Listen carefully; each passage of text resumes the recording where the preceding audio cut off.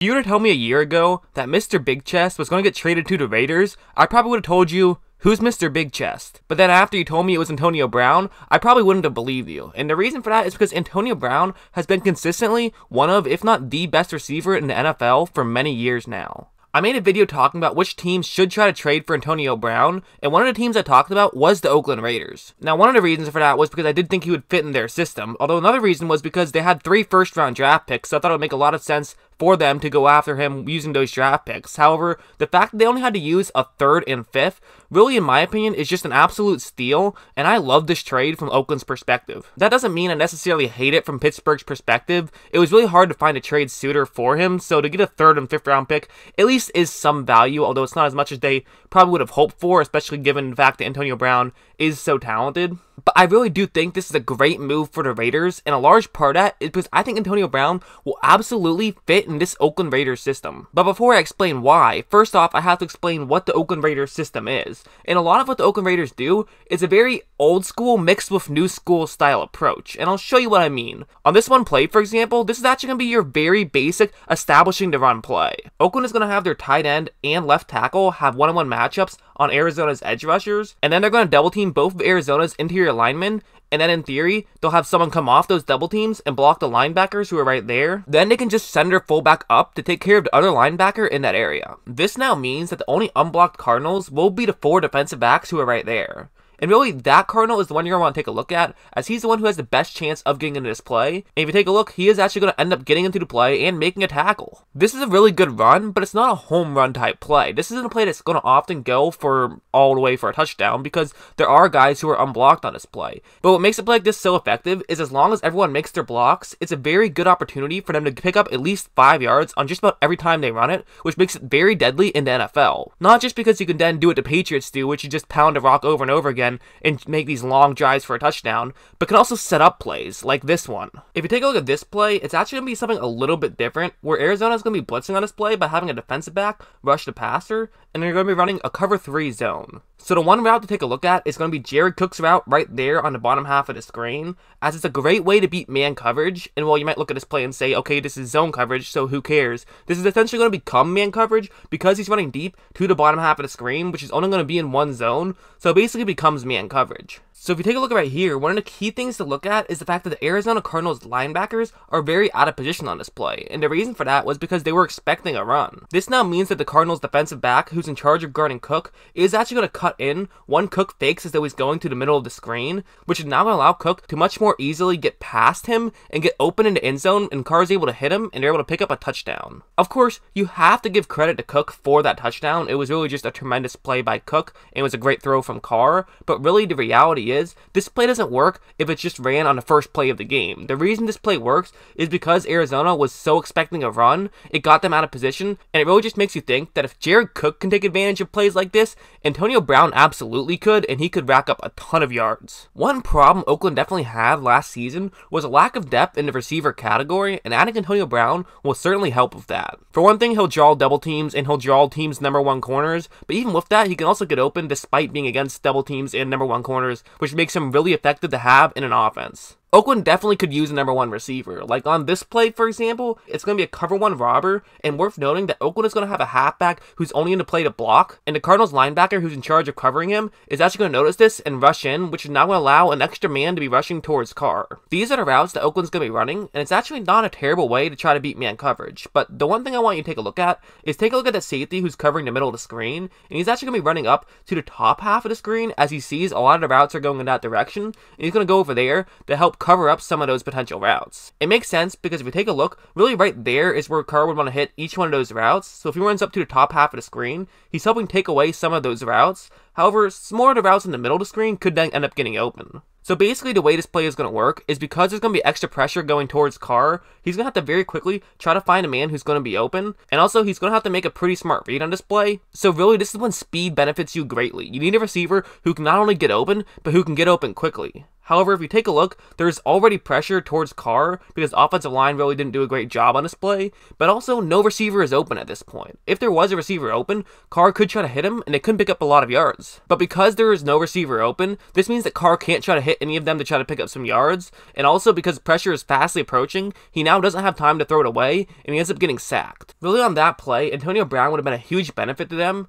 and this play is another example of how Antonio Brown could be a huge benefit to them. As you see, Cincinnati is going to have a shadow on a receiver, and they're going to be running a cover 3 zone. This is the route concept that Oakland is going to be running, and why don't you take a look at that route right there, as well, it will take a little bit of time to develop.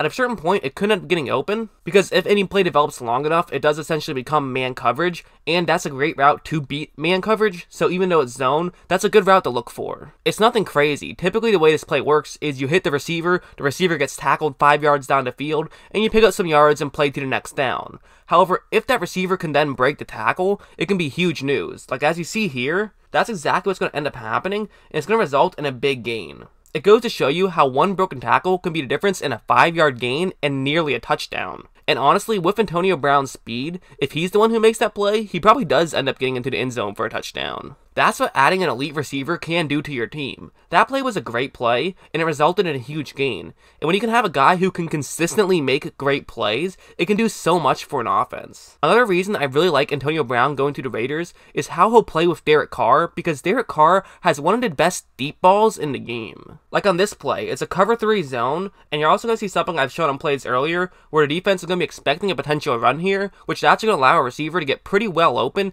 deep down the screen. The receivers will now wide open, so this is an easy throw for Carr to make. However, there is a safety back, so he does have to make the throw pretty quickly. However, his throw is an absolute strike, and it hits his receiver in stride, which makes things a lot easier for him to get into the end zone for a touchdown. I'm not showing this play to show how he fit it through a tight window, because the window wasn't really that tight. However, even if the window was really tight, it wouldn't have mattered, because this is an absolutely perfect throw. He's a guy who can make these types of throws consistently, and you pair that with one of the best deep threats in the game, honestly one of the best deep threats to ever play, and it could be great news for the Raiders. I mean, if you think about what Antonio Brown's 2 best traits are, it's probably his ability to run deep routes, and his ability to pick up yards after the catch. And Carr could definitely help him pick up yards after the catch as well. And this next play will show you exactly what I mean. It's going to be a play action to the top half of the screen, and then going to have a tight end start off blocking, but then he's going to actually run to the bottom half of the screen to run a pretty standard flat route. As you see, he is a little bit open, but of course, Carr doesn't want to just hit him and have him pick up 2 yards. He wants to hit him and have him pick up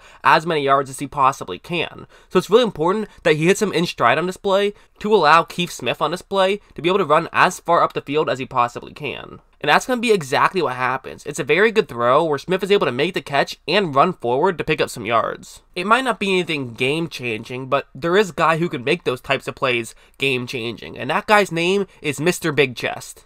Okay, well that's not his actual name, but you know what I mean. I've talked about Brown's deep routes, and here's a great example of him running a great deep route. As you see, it's a cover 3 zone, and he's running a pretty standard go route on the top half of the screen. So it's pretty simple. Because it's a cover 3 zone, it basically becomes man coverage when Brown is running that deep down the screen. It's all one-on-one. It's all about winning your one individual matchup, and that's what Brown is going to try to do here. Brown is basically just all speed here. He just runs by Casey Hayward, who is not an easy guy to run by. He's able to create just enough separation where Roethlisberger is able to hit him for a huge gain. It's not like there was a ton of separation here. Roethlisberger did make a very good throw, but Derek Carr has a tendency to make those types of throws as well, so him paired with Antonio Brown could be a match made in heaven in my opinion. Really, Brown is so tough to stop on those deep routes, and even if you double team him, he could still be tough to stop. On this play, that's essentially what the Chargers are going to do, as it's a cover 2 man, meaning of course there's going to be one guy on Antonio Brown, but since Antonio Brown is running that route, this is essentially going to leave 2 Chargers to be guarding him. But Brown is just so fast, even when he gets in double coverage, he's still in okay shape. Now, one of those safeties probably could have played closer to the inside of the field. However, even if he did that, then Antonio Brown could have potentially cut to the outside. So really, there's no winning on a play like this. This doesn't even have to be a great throw. Brown is just wide open in the end zone on this play, and a large part of it is because of his speed. While I keep talking about speed, really what makes Antonio Brown so effective is not speed, but acceleration. I mean, there's plenty of guys in the league who could probably run a faster 40 than Antonio Brown can. But I don't know how many of them can get to their top speed as quickly as Antonio Brown can. Like, Take this play for example, it's a cover 4 zone, and that's going to be Antonio Brown's route. It's pretty simple, and it clearly is in a gap in coverage, but one thing worth noting is that because it is a cover 4 zone, this is going to make things very easy for a safety to break in and try to make a play on Antonio Brown. So this means that Antonio Brown has to get to where he's assigned to be as quickly as possible. It's crucial for him to get there very quickly because the longer it takes him to get there, the more time it gives the Charger to realize where he's going and break in. But Brown gets to where he has to be very quickly, cuts in very well, and is able to make a catch for a first down. Acceleration is a huge benefit in a wide receiver. It can help you in traditional ways like that last play I showed you, and also in less traditional ways like this one. Brown has one-on-one coverage against Marshawn Lattimore, which of course is a marquee matchup as those are two great players. Mr. Big Chest is going to be running a pretty standard go route, and this now means that Marshawn Lattimore is going to have to run as fast as he can just to try to keep up with Brown. Lattimore is so talented that on most other receivers, he wouldn't have to be spending this much focus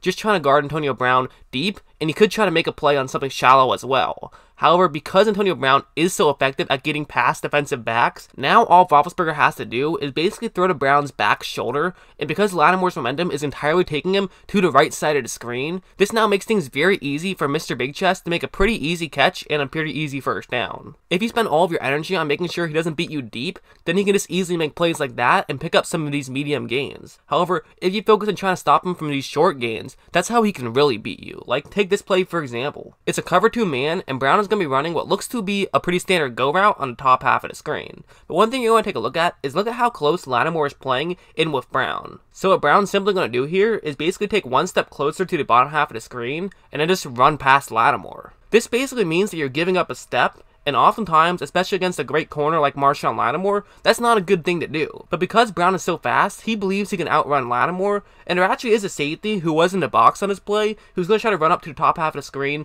to help try to cover Brown as well. But despite that, Brown is able to run past both of them and get wide open in the end zone for an easy touchdown. I tweeted out that teams have less than a 5% chance of getting a Pro Bowl player with a 3rd and 5th overall pick in a select draft. So the fact that Oakland is getting a 7-time Pro Bowl player with those picks, to me is just an absolute win strictly from a talent perspective. He absolutely is a hothead. However, I don't see this becoming a Keyshawn Johnson, John Gruden situation like they had in Tampa Bay, mainly because I think that John Gruden really wants players to work hard. I don't think he really cares if you're a diva, as long as you're willing to put into hours and put into effort to be a good player. Antonio Brown certainly is able to do that. I mean, his chest didn't get so big just by happenstance. People keep saying that John Gruden doesn't have a concrete plan, but in my opinion, you don't have to have a concrete plan. Were the Raiders probably planning on rebuilding this year as well and trying to be competitive next year? Perhaps, but they had a #1 receiver basically falling through their laps, so why not say, hey, let's try to just be competitive this year. They also signed Trent Brown, which will really help their offense. The key thing they're going to have to do is hit on their draft picks, and for the love of God, they better not draft Kyler Murray because my head will explode because they already have a good quarterback. There's no reason to draft Kyler Murray. I do think that's just a smokescreen to try to get someone to trade up to the 1st overall pick and draft Kyler Murray. But I really do think that this Oakland Raiders team is probably set up the nicest to make a run these next few years. And I think this is a great example of showing why it's not a good thing to be firing a coach after every bad season. You have to let your coaches have some sort of security, and because Gruden had this security, he felt like he could do whatever he wanted, and that's how he's been able to build this team from the bottom up, and it could be exactly how he's able to make the Raiders a good team once again.